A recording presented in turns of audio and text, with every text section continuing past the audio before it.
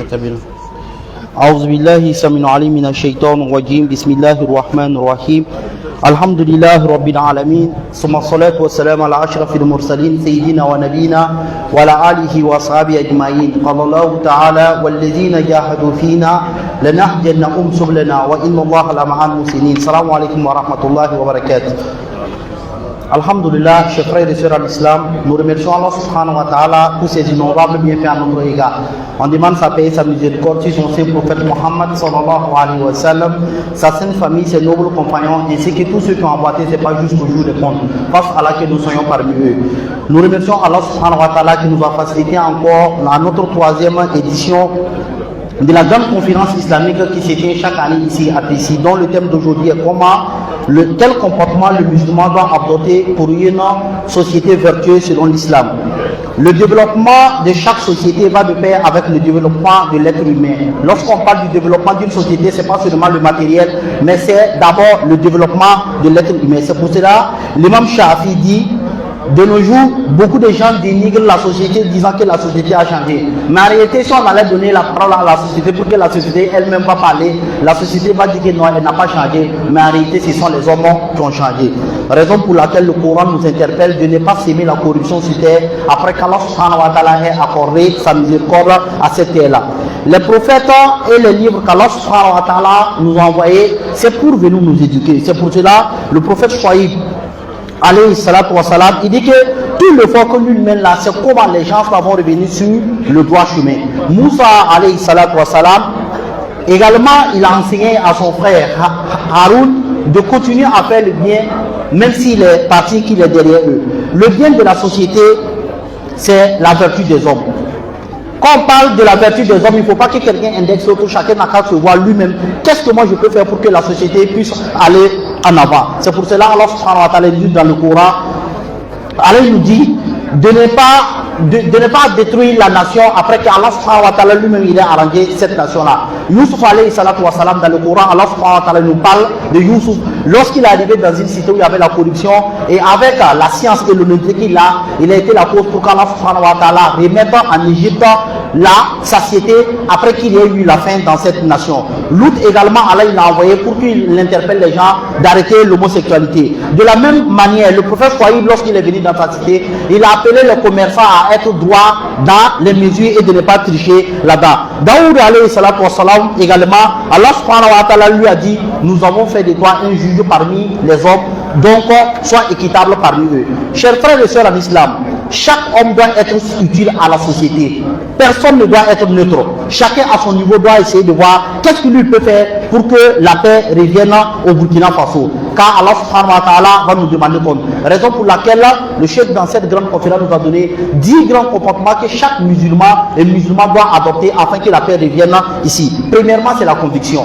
On ne peut pas construire une nation tant que nous-mêmes nous n'allons pas nous accrocher à l'unicité d'Allah et laisser tout ce qui est futile. C'est en s'accrochant à la volonté d'Allah, en s'accrochant à l'adoration d'Allah, qu'Allah subhanahu wa ta'ala va nous trouver une porte de sortie. C'est pour ça qu'Allah nous dit dans le Coran: quiconque fait bonne œuvre, qu'il soit homme ou bien qu'il soit femme, après cela, après qu'il soit croyant, Allah subhanahu wa ta'ala va jurer qu'il a donné une belle vie, dont la belle vie réside dans la foi et puis dans les bonnes œuvres.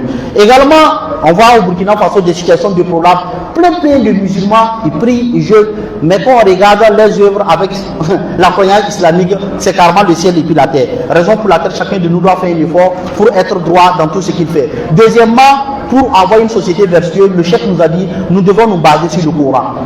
Chacun doit accepter ce que Allah et son messager a dit. C'est pour cela Allah nous dit: il n'appartient pas aux croyants et aux croyantes, une fois que Allah et son messager ont transmis sur une chose, pour qu'il y ait un autre avis.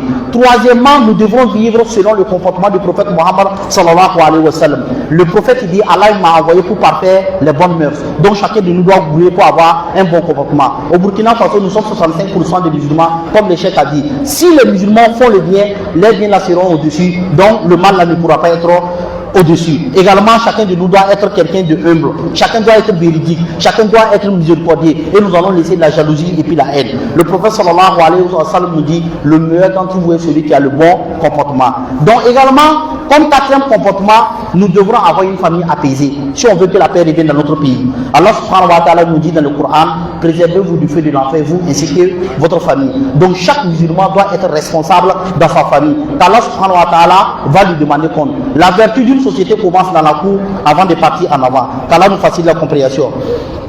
Également, on nous a interpellé dans l'éducation de nos enfants. L'éducation de nos enfants est un volet très important. Et pour arriver à cela, nous devrons être doux dans notre éducation. Le prophète nous dit, sallallahu alayhi wa sallam, la douceur embellit toute chose. Et quoi? Et le manque de douceur également dans toute chose, la vie. Raison pour laquelle on doit faire l'effort pour être doux dans ce que nous faisons. Et également s'entraider dans l'éducation. L'éducation, ce sont les trois volets. Le chef, il a parlé de la maison, de l'école et des médias. Tous ces trois entités-là doivent se mettre ensemble pour que l'éducation de nos enfants puisse être une réalité. Cinquièmement comportement qu'on doit apporter pour que notre société soit une société vertueuse, c'est d'avoir de bons cœurs.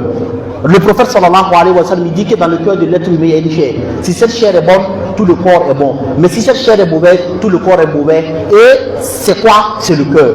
Donc chacun de nous doit vouloir pour avoir un bon cœur. On doit faire attention à la jalousie, à la haine, parce que ce sont des choses qui détruisent les nations. Sixième bon comportement, on doit rechercher la science et valoriser les savants. Lorsque nous allons mettre la science devant, nous allons voir que quelque chose va aller en avant. Lorsque nous allons valoriser les savants, nous allons voir que toutes les choses vont aller en avant. Raison pour laquelle dans le Coran, le premier verset qui est descendu, c'est quoi? C'est Iqra. Et Allah subhanahu wa ta'ala demande même à son prophète de nous demander d'augmenter en science. Allah subhanahu wa ta'ala nous facilite une bonne compréhension. Et avoir une science profonde du Coran et de la Sunna, c'est ça qui doit être premièrement. Chacun doit maîtriser le Coran et la Sunna du prophète. Et maintenant maîtriser les autres sciences. Les sciences de la santé, les sciences de la technologie. Dans une famille où il y a la science, ça élève. Et dans une famille où il n'y a pas la science, ça va rabaisser également cette famille-là. Qu'Allah nous facilite la compréhension. Sixième point, on doit s'enjoindre le bien et interdire le mal. Dans une société où il n'y a pas ça, s'enjoindre le bien, interdire le mal, cette communauté ne peut pas avancer. Le Coran nous dit Kuntum khayra umma ukhrijat linas. Le Coran nous dit que vous êtes la meilleure des communautés qu'on a fait surgir parmi les autres. Pourquoi? Ta'amuruna bil ma'ruf wa tanhauna 'anil munkar wa tu'minuna billah. Parce que vous-même vous croyez en Allah. Hein? Vous enjoignez le bien et vous interdisez le mal. Et c'est ça qui fait de nous la meilleure des communautés. Huitième point, nous devrons combattre l'injustice dans tous les paramètres. Chaque musulman à son niveau doit faire un effort pour combattre l'injustice. Nous devrons combattre l'injustice dans les familles. Nous devrons combattre l'injustice dans les bureaux. Et nous devrons combattre l'injustice dans tous les bureaux. On dit l'injustice, c'est comme une termite qui rentre dans un bois. Tant qu'on ne fait pas l'effort pour tuer cette termite-là, le bois là, ça va foutre le bois en l'air. Donc chaque musulman doit faire un effort à son niveau pour arrêter ça. Et l'avant-dernier point, c'est quoi? C'est d'avoir de bonnes paroles. Surtout en période de crise. Le prophète nous dit, sallallahu alayhi wa sallam, celui qui croit en Dieu, au jour dernier, qui dise une bonne chose, qu'il se taise. Donc, en période de crise, nous devons faire un effort pour bien parler. Il dit, on ne doit pas parler sans avoir une source. Nous ne devrons pas parler aussi sans maîtriser ce que nous faisons. Et ce que nous disons, ça doit être instructif. Et pour en finir, nous devrons s'aider. Nous devrons s'unir. Nous devrons être miséricordieux. Chacun doit être miséricordieux avec les membres de sa famille dans la maison. Chacun doit être miséricordieux dans sa société. Chacun doit être miséricordieux dans un bureau. Un dossier qu'on peut arranger en une journée. Tu vas arriver, une simple signature va te dire de revenir demain. C'est pas une miséricorde ça. Quelque chose qu'il peut signer aujourd'hui, il va te dire de revenir le lendemain. Quelqu'un qu'on peut mettre à un bon poste parce qu'il a un très bon niveau. Mais comme le boss n'est pas d'accord avec lui, il va le mettre en arrière. Tant que nous allons faire comme ça, notre société ne peut pas aller en avant. Donc voilà les 10 points essentiels dont le chèque a eu. Si nous mettons ça en pratique, nous allons avoir le succès dans ce bas monde, dans la tombe et dans l'au-delà. Qu'Allah fasse que ce que nous avons entendu, nous puissions mettre ça en pratique et puis nous allons transmettre ça de qui de droit. Sur ce, assalamu alaikum wa rahmatullahi wa barakatuh. Shukran.